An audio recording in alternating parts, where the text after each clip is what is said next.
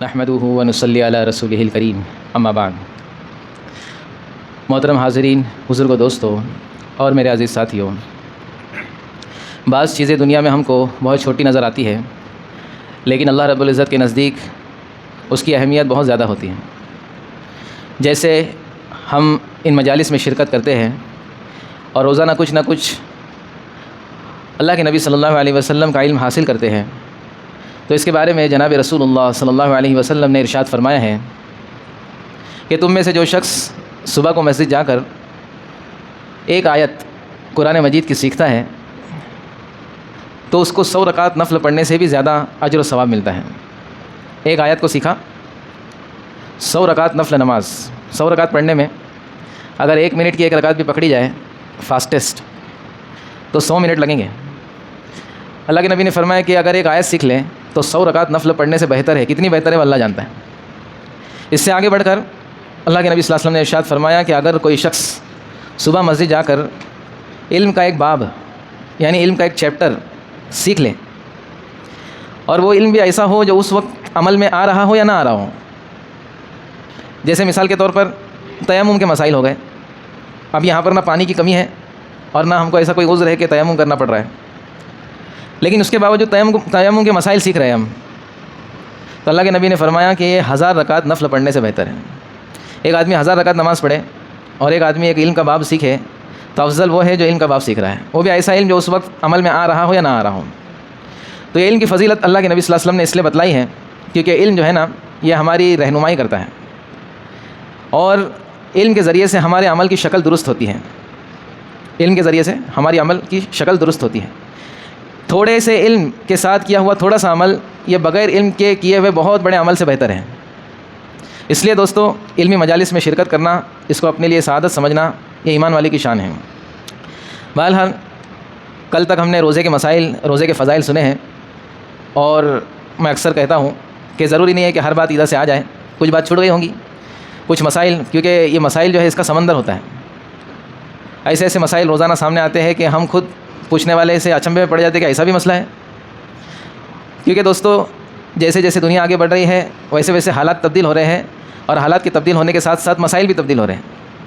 اس لیے اللہ رب العزت نے ہر زمانے میں علماء کی، مفتیان کی ایسی جماعت کو امت کے لیے بطور تحفے کے پیش کر کے رکھا ہے کہ جب جو مسائل سامنے آئیں اس پر علماء غور و فکر کرتے ہیں اور قرآن و حدیث کی روشنی میں ان مسائل کا حل نکالا جاتا ہے۔ ایسے ایسے مسائل ہیں دوستو، ہم سوچ بھی نہیں سکتے، اس پر ہر سال سیمینار ہوتے ہیں۔ ان سیمینار میں اگر آپ شرکت کریں گے تو آپ کے سر کے اوپر سے سب باؤنسر جائیں گے، ایسے ایسے مسائل ہوتے ہیں۔ لیکن تھوڑی بھی ہم کو اگر دین کی سمجھ بوجھ ہے، مسائل سے ہمارا تعلق ہے، تو ہم سوچیں گے یہ بھی مسئلہ آتا ہے۔ بہرحال تو آج جو ہے ہم شروعات کریں گے زکوٰۃ سے متعلق مسائل کی۔ سب سے پہلے آج زکوٰۃ کے مقصد کو سمجھیں گے، زکوٰۃ کے فضائل کو سمجھیں گے، زکوٰۃ اللہ رب العزت نے کیوں مشروع کی ہے اس کو سمجھیں گے انشاءاللہ۔ تو سب سے پہلے زکوٰۃ کے لغوی معنی ہم سمجھیں۔ ڈکشنری میں زکوٰۃ کہتے کس کو ہے؟ ڈکشنری میں زکوٰۃ کہتے ہیں، زکوٰۃ کے کئی معنی آتے ہیں ڈکشنری کے اندر، اس میں سب سے پہلے جو معنی آتا ہے وہ تطہیر کے آتے ہیں۔ تطہیر مطلب پاک ہونا، پاک کرنا۔ جیسے فقہ کی کتابوں کے اندر ایک روایت ملتی ہے، زکوٰۃ الارض یبسھا، زمین کی پاکی یہ ہے کہ وہ خشک ہو جائے۔ ایک زمین پر ناپاکی تھی، اس پر اتنی دھوپ پڑی کہ وہ خشک ہو گئی، تو زکوٰۃ الارض یبسھا، زمین کا خشک ہو جانا، اس کا پاک ہو جانا ہے۔ تو ایک معنی زکوٰۃ کے ہے پاک ہونے کے، یعنی جس مال کی زکوٰۃ نکالی جاتی ہے تو جو بچتا ہے مال وہ پاک ہو جاتا ہے۔ ایک زکوٰۃ کے معنی ہے نشو و نما کے، بڑھنے کے، یعنی جس مال کی زکوٰۃ نکالی جاتی ہے تو جو بچ جاتا ہے مال وہ بڑھتا ہے، اس میں اللہ رب العزت برکت عطا فرماتے ہیں۔ روایت میں آتا ہے کہ جب کوئی شخص اللہ کی نسبت پر کچھ خرچ کرتا ہے تو وہ جس کو دے رہا ہے اس کے ہاتھ میں بعد میں پہنچتا ہے، پہلے اللہ رب العزت کی بارگاہ میں پہنچ جاتا ہے، یعنی اللہ رب العزت اس کو قبول فرما لیتے ہیں۔ اور جیسے تم میں سے کوئی بچھڑے کی پرورش کرتا ہے، اس کو پالتا ہے، اس کو کھلاتا ہے، ویسے اللہ رب العزت اس مال کو اپنے پاس رکھ لیتے ہیں اور اس کو بڑھاتے ہیں، اس کی پرورش کرتے ہیں، اور کل قیامت کے دن جب اس کا بدلہ ہم کو ملے گا تو ہم اچنبھے میں پڑ جائیں گے کہ یہ اتنا بڑا بدلہ کیوں مل رہا ہے؟ تو اتنا بڑا بدلہ اس لیے مل رہا ہے کیونکہ اللہ رب العزت نے اس کی پرورش کی ہے، اس مال کی۔ اسی طرح زکوٰۃ کے ایک معنی آتے ہیں حفاظت کے۔ اما عائشہ رضی اللہ عنہ سے روایت ہے کہ اللہ کے نبی صلی اللہ علیہ وسلم سے اما عائشہ رضی اللہ عنہ نے پوچھا کہ زکوٰۃ نکالنے سے کیا فائدہ ہوتا ہے؟ تو اللہ کے نبی صلی اللہ علیہ وسلم نے فرمایا کہ زکوٰۃ نکالنے سے جو باقی مال ہوتا ہے اللہ رب العزت اس کو آفتوں سے اور مصیبتوں سے بچا لیتے ہیں، اور زمین اور سمندروں میں کوئی مال برباد نہیں ہوتا مگر وہ جس کی زکوٰۃ نہ نکالی گئی ہو۔ جس کی زکوٰۃ نہ نکالی گئی وہ اللہ رب العزت پر برباد کر دیتے ہیں۔ تو اس کے دو مطلب علماء نے بیان کیے ہیں۔ ایک تو یہ ہے کہ اگر کوئی شخص جس پر زکوٰۃ فرض ہے اور وہ زکوٰۃ نہ نکالے کنجوسی کی وجہ سے یا کسی اور وجہ سے زکوٰۃ نہ نکالے، تو جو اس کا باقی مال ہوتا ہے وہ زکوٰۃ کا مال اس میں مل کر کے اس کو کھا جاتا ہے۔ کورٹ کچہری کے دروازے کھل جاتے ہیں، دواخانوں کے ہاسپٹلوں کے دروازے کھل جاتے ہیں، اور جو اس کا پاک مال تھا وہ بھی جو ہے برباد ہو جاتا ہے۔ دوسرا مطلب یہ نکالا ہے علماء کرام نے کہ جو شخص مستحق نہیں ہے، یعنی اس کے لیے زکوٰۃ کا لینا یہ صحیح نہیں ہے اور وہ پھر بھی زکوٰۃ لیتا ہے، تو جو اس کے پاس مال ہوتا ہے وہ لیتا ہے اس لیے کہ میں اور مالدار بن جاؤں۔ بہت سارے لوگ زکوٰۃ اس کی وجہ سے نہیں لیتے کہ وہ بیچارے غریب ہے، مستحق ہے، بلکہ وہ اچھے خاصے رہتے ہیں، لیکن اس لیے لیتے ہیں کہ پہلے سے لے رہے ہم لوگ پہلے سے لے رہے ہیں، تو پہلے سے لے رہے تو ابھی اللہ رب العزت نے تم کو کیا کیا ہے، اس کیٹیگری سے نکال دیا ہے۔ اللہ نے تمہارے پہ احسان کیا، پہلے بچے چھوٹے تھے، اب بچے بڑے ہو گئے، بچے اچھا کما رہے ہیں، لیکن تم کو عادت لگ گئی ہے زکوٰۃ لینے کی کیونکہ آ رہا ہے نا۔ تو علماء نے کہا کہ جو بغیر استحقاق کے زکوٰۃ کا مال لیتا ہے تو اس کا جو مال ہوتا ہے زکوٰۃ کا مال اس کو کھا جاتا ہے۔ اس کے بھی جو ہے الگ الگ راستے نکلتے ہیں مال کے ضائع ہونے کے۔ لہٰذا یہ ہم نے سمجھا زکوٰۃ کی جو ہے لغوی معنی کیا ہے، پاک ہونا، بڑھنا، حفاظت ہونا۔ اب جو ہے شریعت کی اصطلاح میں زکوٰۃ کس کو کہتے ہیں؟ شریعت کی اصطلاح میں زکوٰۃ کہتے ہیں کہ اللہ رب العزت نے مسلمان کے، مومن کے مقررہ مال پر مقررہ مقدار ہونے پر، یعنی خاص مال، جیسے خاص مال بولے تو مویشی، بکرے، بڑے جانور، بکریاں، اسی طرح کھجور، منقع، اس کی جو ہے باغات ہوتے ہیں، اسی طرح کھیتی، اسی طرح مال تجارت، اسی طرح سونا چاندی۔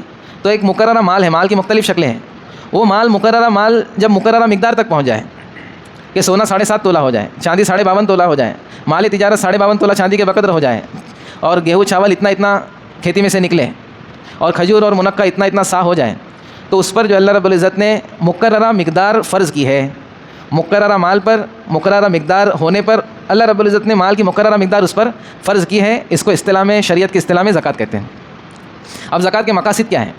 دیکھو دوستو، ماشاءاللہ ہم میں سے بہت سارے لوگ زکوٰۃ نکالتے ہوں گے، لیکن زکوٰۃ کے مقاصد ہم کو نہیں پتہ ہے کہ زکوٰۃ کس پرپس سے نکالی جاتی ہے، زکوٰۃ نکالنے والے کو اس کا کیا فائدہ ہے، اور جس کو زکوٰۃ دی جا رہی ہے اس کو اس کا کیا فائدہ ہے، اور اسی طرح ہماری زکوٰۃ نکالنے کا عام فائدہ کیا ہو رہا ہے۔ اسی لیے دوستو کیا ہوتا ہے، ہم کو زکوٰۃ کا مقصد ہی نہیں معلوم۔ جس چیز کا مقصد ہی نہیں معلوم ہے تو اس کا آدمی جو ہے استعمال صحیح نہیں کرتا۔ ہم کو پتہ ہے کہ فین کا استعمال کرنا، یہ اس سے ہوا ہم حاصل کر سکتے ہیں، تو ہم برابر جگہ دیکھ کے فین لگا دیں کہ یہاں پر لگیں گے تو پورے گھر میں ہوا آئے گی۔ ایک آدمی کو فین کا استعمال ہی نہیں معلوم ہے تو ایسی جگہ پہ پنکھا لگا دے گا کہ جہاں سے ہوا ہی نہیں آئے گی۔ یہ تو ایک مثال دے رہا ہوں میں۔ تو مقصد کا معلوم ہونا بہت ضروری ہے۔ تو زکوٰۃ کے 3 مقاصد ہیں۔ کتنے ہیں؟ 3 مقاصد ہیں۔ سب سے پہلا مقصد یہ ہے زکوٰۃ کا کہ جس طرح سے ہم عبادت بدنی کرتے ہیں، نماز پڑھنا یہ عبادت بدنی ہے، یعنی اللہ رب العزت نے ہمارے اعضاء کو صحیح سلامت رکھا، ہم کو ہاتھ پیر آنکھوں میں روشنی دی، ہم کو ہمارے دماغ میں سوچنے کی صلاحیت دی، ہم کو ایک سمجھدار آدمی بنایا ہے، یعنی جسم کی دولت سے اللہ نے نوازا ہے، بدن کی دولت سے نوازا ہے، تو ہم اس کے شکرانے میں اللہ رب العزت کے سامنے عبادت بدنی کرتے ہیں، نماز پڑھتے ہیں، تلاوت کرتے ہیں، جو بھی ہماری عبادت بدنی ہے وہ ہم کرتے ہیں، اور اس کا اظہار کرتے ہیں کہ اللہ رب العزت یہ تو نے ہی دیا ہے اس لیے تیرے ہی لیے لگا رہے ہم۔ تو زکوٰۃ کا پہلا مقصد یہ ہے کہ جیسے اس عبادت بدنی ہم کرتے ہیں ویسے ہم عبادت مالی کرنے والے بن جائیں، کہ اللہ رب العزت نے جو مال ہم کو دیا ہے تو وہ مال بھی اللہ رب العزت نے ہم اس کے ذریعے سے اللہ کے سامنے عبادت پیش کریں، تو زکوٰۃ عبادت مالی ہے۔ زکوٰۃ کیا ہے؟ عبادت مالی ہے۔ تو ایک مقصد تو یہ ہے کہ ہمارے ذریعے سے عبادت مالی بھی وجود میں آ جائے، یعنی ہم اللہ کی نسبت پر مال خرچ کرنے والے بن جائیں، اس بات کا ہم اظہار کرنے والے بن جائیں کہ اللہ رب العزت مال تو نے ہی دیا ہے اور جب تو چاہے گا ہمارے سے یہ طلب کر سکتا ہے، ہم تیرے راستے میں خرچ کریں گے۔ ایک مقصد۔ دوسرا مقصد زکوٰۃ کا یہ ہے کہ مسلمانوں میں سے عام طور پر جو غربت کے حالات ہوتے ہیں وہ غربت کے حالات ختم ہو جائیں، ہر مسلمان کیپیبل بن جائیں، ہر مسلمان صاحب استطاعت بن جائیں، کوئی بھی مسلمان ہاتھ پھیلانے والا نہ ہو بلکہ اس کا ہاتھ اوپر ہو جائے۔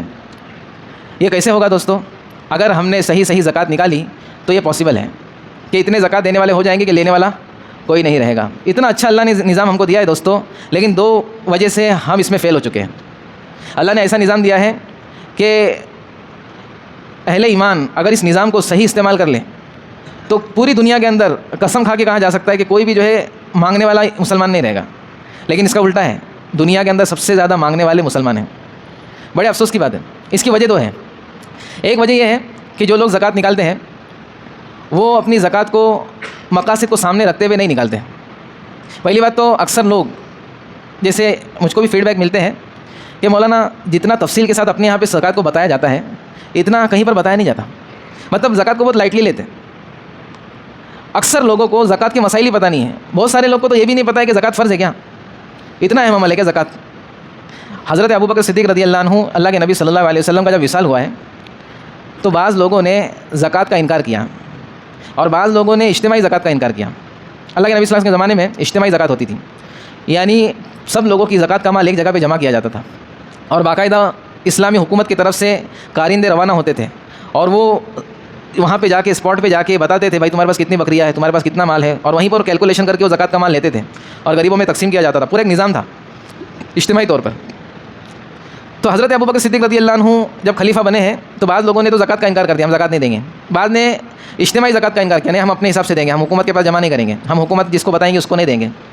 تو صدیق اکبر رضی اللہ عنہ نے کہا کہ جو شخص زکوٰۃ کا انکار کرے گا میں اس سے جہاد کروں گا۔ کس سے جہاد کریں گے؟ مسلمانوں سے۔ کیوں؟ کیونکہ تقریباً زکوٰۃ کا حکم قرآن مجید کے اندر 70 مقامات پر آیا ہے۔ جہاں نماز کا حکم ہے وہاں پر زکوٰۃ کا حکم ساتھ ساتھ میں اکثر جگہ پر، تو زکوٰۃ کا حکم بہت ساری جگہ پر آیا ہے۔ اگر کوئی زکوٰۃ کا انکار کرتا ہے اس کا مطلب قرآن کا انکار کرتا ہے، اور جو زکوٰۃ کا انکار کرتا ہے وہ کافر ہے، اگرچہ وہ مسلمان دکھتا ہو، مسلمانوں جیسے کپڑے پہنتا ہو، لیکن اگر اس نے زکوٰۃ کا انکار کر دیا تو شریعت کی نگاہ میں تمام اہل حق علماء کے نزدیک زکوٰۃ کا انکار کرنے والا کافر ہے، ڈائریکٹ وہ دائرہ اسلام سے خارج ہو جاتا ہے۔ تو زکوٰۃ کا عمل کوئی معمولی نہیں ہے بھائی۔ زکوٰۃ کو اللہ رب العزت نے اسلام کے 5 ارکان میں سے ایک رکن بنایا ہے، بغیر زکوٰۃ کے اسلام کی عمارت کھڑی نہیں ہو سکتی۔ تو بہت سارے مقامات پر اللہ ماشاء اللہ پتہ ہی نہیں ہے کہ زکوٰۃ کیا چیز ہے، زکوٰۃ نکالنی چاہیے کہ نہیں نکالنی چاہیے، نکالنی چاہیے تو کیسی نکالنی چاہیے۔